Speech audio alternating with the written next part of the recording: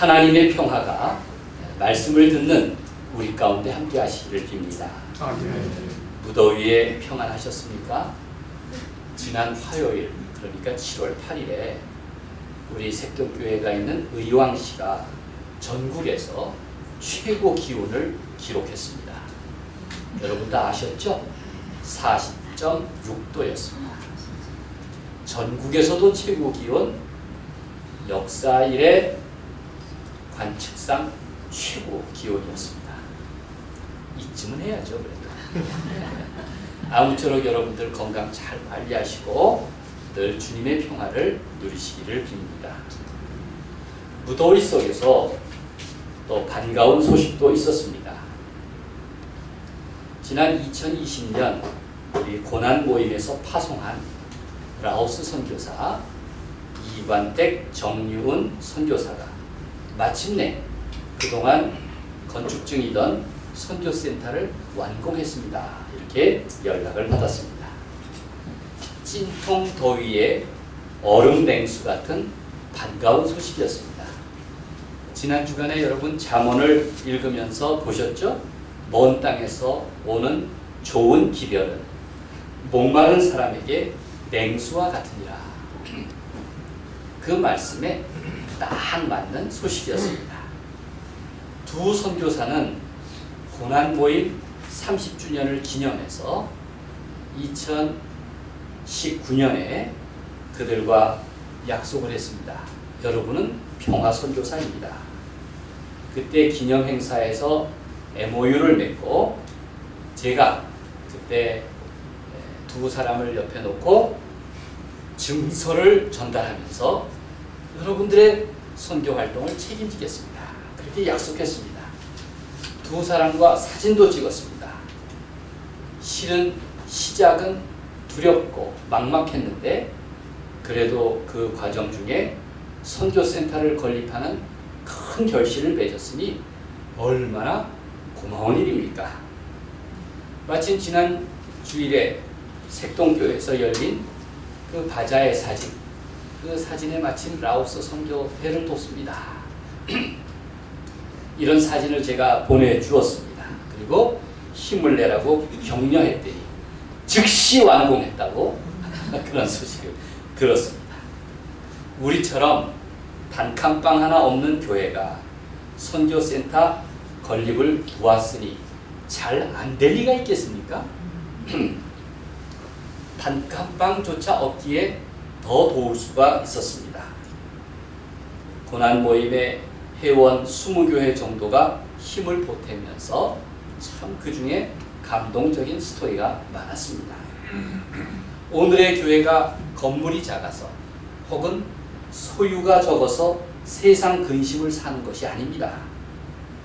행여 교회가 자기 유지만을 위해서 건물을 확장하고 소유를 위해서 투자할수록 하나님의 정의와 능력을 잃을 우려가 큽니다. 만약 교회가 복음의 핵심을 외면하고 가난한 삶의 자리를 돌보는 마음을 잃는다면 그러면 능력 없는 교회가 되고 말 것입니다.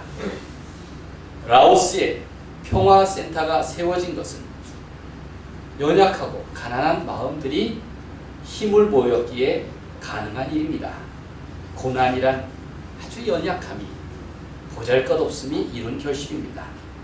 우리처럼 연약한 공동체들이 마음을 모아 일군 성취이기에 더욱 하나님께 감사를 드립니다. 여러분 고맙습니다. 오늘 본문은 선지자 엘리야의 말씀입니다. 지지난 주에 사르밧 과부의 믿음을 다룬 기적은 기적을 낳고 라는 설교를 했는데 여러분 다 기억하시죠? 기억하지 못하는 게 또 당연합니다. 제가 선지자 엘리야를 소개한 바가 있습니다. 한마디로 엘리야는 위대한 선지자입니다. 엘리야가 얼마나 유명한가 하면 교회 음악 3대 오라토리오가 있는데 그 가운데 유명한 핸델의 메시아가 있고 또 하이든의 천지창조가 있고 그리고 멘델스존의 엘리야가 있습니다. 성지 순례를 하면 반드시 이스라엘의 갈멜산을 들르게 마련입니다. 그곳에는 무흐라카라고 불리는 엘리야 기념교회가 있습니다. 엘리야 동상이 있는데 엘리야가 칼을 들고 서 있습니다. 무엇을 위해서 칼을 높이 들었을까요? 구약 성경 맨 끝에 언급한 말씀도 바로 엘리야 선지자에 관한 이야기입니다. 마지막 선지자인 말라기는 말라기 4장 5절에서 이렇게 말합니다. 보라, 여호와의 크고 두려운 날이 이르기 전에 내가 선지자 엘리야를 너희에게 보내리니, 이렇게 예언합니다. 누가복음은 이 예언의 말씀을 받아서 소개하면서 바로 세례 요한의 출생을 예고하고 있습니다. 누가복음 1장 17절에서 그가 또 엘리야의 심령과 능력으로 주 앞에 먼저 와서 라고 말합니다. 한마디로 세례 요한에 대한 말씀인데, 그가 메시아의 길을 예비하는 사람으로서 바로 엘리야의 심령과 능력을 받았다, 이렇게 말하고 있습니다. 복음서에서 엘리야가 또 등장하죠. 예수님의 공생의 활동 정점에 이르렀을 때입니다. 예수님이 세 제자와 함께 변화산에 오르셨는데, 그때 구약시대의 모세와 엘리야가 갑자기 등장해서 예수님의 좌우에 서서 그리스도의 죽음, 성경에 말하면 성경에서 엑소더스에 대해서 이야기를 나눕니다. 엘리야는 모든 시대 선지자를 대표하는 인물입니다. 엘리야, 그 이름은 엘리, 하나님이라는 뜻이고 야는 여호와라는 뜻입니다. 우리가 엘리 라마 사박다니, 하나님이여 하나님이여 어찌하여 나를 버리시나이까, 그 엘리가 바로 엘리야에서 사용한 하나님이라는 이름입니다. 바로 엘리야 속에 하나님의 이름이 담겨있고 하나님이라는 존재가 강하게 투영되어 있습니다. 엘리야가 위대한 이유는 그가 당시 바알과 아세라라는 권력자들 앞에서 권력의 우상, 풍요의 우상, 거짓 문화의 우상과 맞서 싸웠다는 사실 때문입니다. 엘리야는 하나님의 사람으로서 그 시대의 거짓과 맞서서 홀로 싸웠습니다. 우상과 이를 숭배하도록 하는 정치 권력과 맞짱을 떴습니다. 그리고는 승리했습니다. 그런데 거기까지입니다. 엘리야는 승리했지만 그 직후 두려움이 밀려왔습니다. 왕의 보복이 두려워서 도망을 칩니다. 그는 지쳤습니다. 또 외로웠습니다. 살고 있다는 그 자체가 고통이었습니다. 불안감에 엘리야는 하나님을 원망했습니다. 승리했지만 그 직후 자신의 무력감과 나약함을 깨달았습니다. 엘리야가 원망 섞인 기도를 합니다. 열왕기상 19장 4절에서 지금 내 생명을 거두시옵소서, 나는 내 조상들보다 낫지 못하나이다 라고 기도합니다. 엘리야 역시 약점투성이에 아주 연약한 심성의 인간에 불과했습니다. 인디언들은 구슬공예로 유명합니다. 구슬 목걸이를 만들 때 꼭 완성품인 구슬들만 사용하지 않습니다. 그 구슬들 중에 반드시 흠이 있는 구슬을 하나 꿰어 넣는다고 합니다. 그 흠이 있는 구슬이 중요합니다. 그 구슬의 이름을 영혼의 구슬이라고 부릅니다. 다시 말하면 영혼을 가진 존재는 누구도 결코 완벽할 수 없다는 의미입니다.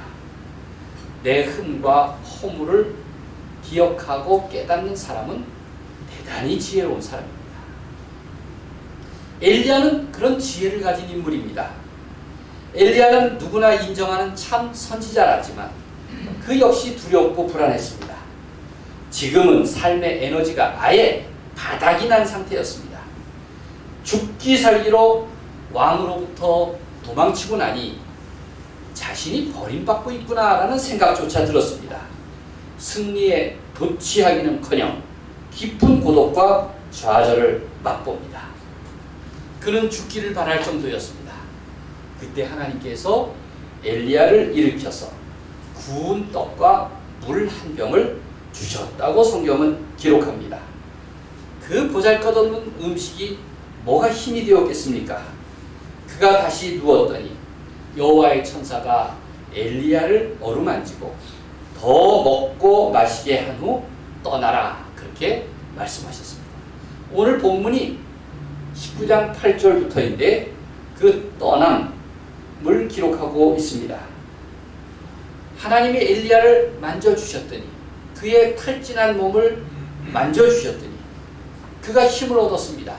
이렇게 하나님이 만져주시면 힘을 얻습니다. 믿습니까? 하나님이 나를 만져주시면 힘을 얻습니다. 내가 무슨 강장제를 먹고 내가 무슨 충분히 휴식을 취하고 거기서 가능하지 않습니다. 하나님이 나를 만져주실 때, 하나님이 나를 만져주실 때 힘을 얻는 법입니다. 그렇게 힘을 얻은 엘리야는 40일을 걷고 또 걸어서 하나님의 산 호렙에 이르렀습니다. 호렙은 모세가 40일 밤낮을 머무르면서 십계명을 받은 그 산입니다. 엘리야가 40일 동안 길을 걸으면서 호렙을 향하는 동안 무엇을 했는지 성경은 기록하고 있지 않습니다. 호렙까지 걸어간 엘리야의 40일을 우리가 추측하면 그 시간은 침묵의 시간이었구나 라고 생각할 수 있습니다. 하나님의 뜻이 무엇인지를 궁리하는 기도의 시간이었을 것입니다. 자신의 불안과 두려움을 추스리고 믿음을 견고하기 위한 묵상의 시간이었을 것입니다. 옛부터 사람들은 하나님의 음성을 들으려고 스스로 깊은 침묵을 선택합니다. 입을 다물음으로써 자기 내면에서 하나님의 현존을 느끼려고 합니다. 수도자들이 고독을 선택한 이유는 이 세상의 어떤 곳에 좌우되지 않고 붙잡히지 않고 오직 절대자를 향하여 나아가려는 의지였습니다. 그들이 선택한 침묵은 자신의 몸을 오로지 하나님의 마음으로 채우려는 그릇이고자 했던 것입니다. 우리도 내 믿음을 지키기 위해서 더 많이 소리치기보다는 더 깊이 입을 다물어야 합니다. 사실 나는 얼마나 허물과 두려움, 불안과 허무가 많은 존재입니까? 그러기에 더 집중해서 내 내면으로부터 하나님을 향할 수 있어야 합니다. 마침내 호렙산에 엘리야가 도착했더니 하나님께서 그에게 그를 부르시고 또 질문하십니다. 9절 말씀을 함께 읽겠습니다. 엘리야가 시작. 엘리야가 그곳 물에 들어가 거기서 머물더니 여호와의 말씀이 그에게 임하여 이르시되 엘리야야 내가 어찌하여 여기 있느냐. 그리고 두려움으로 가득한 좌절한 엘리야를 하나님 앞에 세우셨습니다. 11절 말씀 앞부분만 읽겠습니다. 여호와께서 이르시되 시작. 여호와께서 이르시되 너는 나가서 여호와 앞에서 산에 서라 이르더니 하시더니 너는 나가서 여호와 앞에서 산에 서라 하시더니 이제 엘리야는 하나님의 산 호렙과 마주하면서 초조하게 하나님의 뜻을 기다립니다. 11절과 12절 조금 긴 절들을 읽어보면 마침내 하나님의 사인이라고 할 수 있는 여러 가지 소리가 들려왔습니다. 첫 번째는 먼저 크고 강한 바람이 산을 가르고 바위를 부수었습니다. 그러나 바람 가운데 여호와는 계시지 않았습니다. 이번에는 바람이 지난 후에 지진이 일어났습니다. 그러나 지진 가운데도 여호와는 계시지 않았습니다.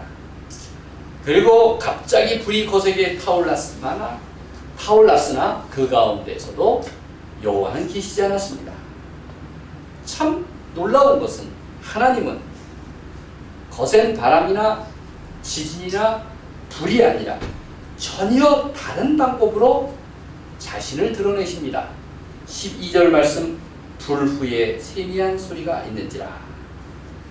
불이 일어난 후에 세미한 소리, 세미한 음성으로 하나님께서 등장하십니다. 하나님의 인기척이죠. 우리가 세미한 소리를 들으려면 어떤 상태여야 하겠습니까? 우선 사방이 조용해야 합니다. 사방이 깜깜해야 별을 볼 수 있듯이 사방이 고요해야 세미한 소리를 들을 수 있습니다. 엄청난 소리를 기대하는 사람에게는 결코 고요한 음성을 들을 수가 없습니다. 그러기에 침묵은 사람으로 하여금 귀 기울이게 합니다. 여러분, 상대방이 내 목소리를 못 알아들으면 작게 얘기하십시오. 못 알아들으니까 크게 말해 한다고 해서 알아듣는 게 아니에요. 더 나지막하게 내 볼륨을 낮추면 상대방이 알아듣는다니까요. 놀랍죠? 침묵은 하나님의 말씀을 내면으로부터 듣게 합니다. 하나님의 음성에 집중하는 사람이 그 소리를 들을 수 있습니다. 내 마음이 심중에 고요할 때 세미한 소리도 들을 수 있다는 것. 얼마나 놀라운 일입니까? 사람은 편안할 때 듣지 못합니다. 위기를 겪을 때 비로소 귀가 열립니다. 두려워할 때 세미한 음성조차 매달리게 되는 법입니다. 라틴 속담에 소리는 많으나 음성은 적다는 말이 있습니다.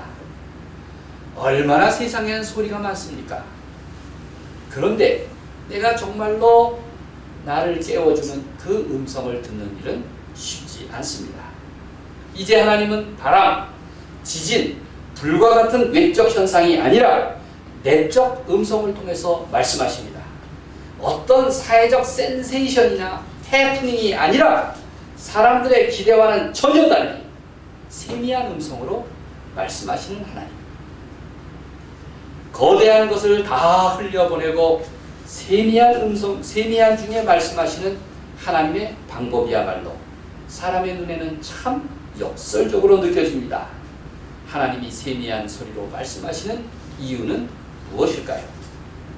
하나님은 자신을 고요한 가운데서 들을 수 있도록 우리의 입을 다물게 하십니다. 사방에서 우상적인 소란을 걷어내고 물신 숭배와 허영심에 마음을 빼앗기지 않도록 하십니다. 엘리야의 경험이야말로 그런 역설 중의 역설입니다. 그는 승승장구한 자기 인생의 도취감 때문에 하나님을 만난 것이 아니었습니다. 오히려 그의 두려움, 그의 불안함, 좌절과 고립감이 그를 결국 하나님과 만나도록 이끌어 주신 것입니다. 우렁찬 소리와 기적 가운데 하나님을 느낀 것이 아닙니다. 그 작고 나지막한 세밀한 소리를 통해서 엘리야는 살아계신 하나님을 느꼈습니다. 나를 향해 깨어 계신 하나님의 음성을 들을 수 있었던 것입니다. 엘리야는 거룩하신 하나님의 임재 앞에서 겉옷을 들고 얼굴을 가리고 나갔습니다. 얼마나 두려웠을까요? 두려움은 차원을 달리합니다. 전에 엘리야가 가진 두려움은 불안한 두려움이었다면 이제 하나님과 마주하려고 나아갔을 때 느낀 엘리야의 두려움은 거룩한 두려움이었습니다. 13절 말씀을 계속 읽겠습니다. 엘리야가 듣고 시작. 엘리야가 듣고 겉옷으로 얼굴을 가리고 나가고 굴 어귀에 서매 소리가 그에게 임하여 이르시되 엘리야야 네가 어찌하여 여기 있느냐. 그가 겉옷으로 얼굴을 가린 까닭은 하나님의 얼굴을 보지 않으려고 한 때문일 것입니다. 그는 얼굴을 보려고 하는 것이 중요한 게 아니라 음성을 듣기를 원했습니다. 네가 어찌하여 여기 있느냐? 하나님이 몰라서 질문하셨겠습니까? 오히려 질문받는 자에게 너 스스로를 돌아보라 하는 그러한 물음이었습니다. 이제 엘리야는 자기가 직면했던 두려움과 절망감의 정체를 알게 되었습니다. 그리고 하나님 앞에 실토합니다. 자신은 승리에 사로잡혔고 그 결과 승리를 얻었지만 결국은 두려워하고 불안해졌다고, 나는 혼자 남았다고 실토하였습니다. 엘리야의 투정을 다 들어주신 하나님은 말씀하십니다. 18절의 내용인데, 하나님의 말씀에 따르면 엘리야는 나 혼자 남았다고 착각했지만 사실은 눈에는 보이지 않지만, 지금 만날 수는 없지만 바알에게 무릎 꿇지 않은 7,000명이 이 땅에 남아있다고 하나님은 그렇게 말씀하셨습니다. 나 혼자가 아니라는 것입니다. 너는 보이는 싸움을 했지만 보이지 않고 싸우는 7,000명의 바알에게 무릎 꿇지 않은 사람이 남아있다고 그렇게 말씀하신 것입니다. 엘리야에게 얼마나 큰 위로가 되었을까요? 하나님이 엘리야를 혼자 남겨주신 것이 아니었구나. 엘리야를 여전히 확 붙잡고 계셨구나. 그렇게 느꼈을 것입니다. 하나님과의 만남을 통해서 그가 깨달은 것은 내 승리가 아니라 하나님의 승리였고, 혼자 남은 것이 아니라 하나님이 여전히 나를 붙잡고 계시고, 그리고 여전히 7,000명 바알에게 무릎 꿇지 않는 동지들이 있구나. 믿음의 동지, 신앙의 동지들이 함께하는구나. 그는 그 사실을 깨닫고 난 후 자신의 삶의 자리가 절망의 자리에서 희망의 자리로 바뀔 수가 있었던 것입니다. 이제 엘리야는 확신을 얻었습니다. 두려워할 이유가 없어졌습니다. 하나님은 엘리야 이후에 이루실 장래일까지 맡겨주시고 새로운 소명, 새로운 임무를 주셨습니다. 엘리야의 사명은 아까 제가 말라기 4장 5절에 있는 말씀이나 또 누가복음 1장 17절에 있는 말씀에 이어지듯 메시아의 길을 예비하는 자로 그는 계속 부름을 받고 있음을 압니다. 오죽하면 유대인들은 6월절 저녁 식탁에 여전히 자기들의 가족의 의자뿐만 아니라 빈 의자 하나를 남겨두고 있습니다. 바로 빈 자리는 엘리야의 자리입니다. 메시아의 오실 길을 예비하는 자로서 엘리야의 현존을 그들은 6월절 식탁에서 느끼고 있는 것입니다. 저는 이런 생각을 해봅니다. 우리가 그리스도인인데, 신앙의 사람인데 여전히 이 시대의 우상인 바알에게 무릎 꿇지 않았다고 자부할 수 있을까? 권력의 풍요와 거짓 문화의 우상에 굴복하지 않았다고 나는 여기고 있는가? 나는 여전히 엄청난 소리, 그 기적과 같은 해프닝에 기대하면서 내 신앙을 유지하려고 하고 있지는 않는가? 그렇게 우리는 돌아봐야 합니다. 생각해 보십시오. 하나님이 엘리야를 만나주신 것은 그 성공과 승리, 도취 그 때가 아닙니다. 오히려 두려움과 불안함과 고독함 끝에 하나님은 엘리야를 만나주셨습니다. 엄청난 기적을 통해서 동행하시지 않습니다. 그저 한 스텝 한 스텝, 한 걸음 한 걸음 엘리야와 동행하셨습니다. 그를 만져주시고 음식물을 공급해 주시고 침묵 중에 걷게 하시고 다양한 소리 속에 기다리게 하셨습니다. 지금을 넘어서 다음 단계까지 사명을 깨우쳐 주셨습니다. 바로 세미한 음성을 통해서 엘리야와 함께 하셨던 것입니다. 사랑하는 여러분, 엘리야의 경험은 오늘 나를 일깨워 줍니다. 내게 아픔과 행여 문제가 있다면 너무 지레 두려워하거나 절망하지 말라는 것입니다. 해결을 바란다면 너무 세상적인 방식에만 의존하지 말고 신앙의 방식이 무엇인지, 그리고 하나님을 찾으라는 말씀입니다. 내가 영혼이 있는 존재답게 내게도 영혼의 구슬, 즉 내 삶에 흠이 있구나, 허물이 있구나, 두려움이 있구나, 아픔이 있구나 라는 것을 인정하라는 것입니다. 이를 위해서 기도하라고, 이를 위해서 침묵하라고, 이를 위해서 하나님의 만져주심을 고대하라고 성경은 우리를 늘 일깨워 주십니다. 수없이 많은 커다란 소리 가운데서 해결책을 찾지 말고 은밀한 중에 세미한 음성으로 말씀하시는 하나님을 기대하라고, 더 낮아지라고, 더 겸손하라고 말씀하시는 겁니다. 마음을 열고 그 음성에 귀를 기울여라. 반드시 나를 찾아주시고 나를 회복시켜 주실 것이다 라는 믿음입니다.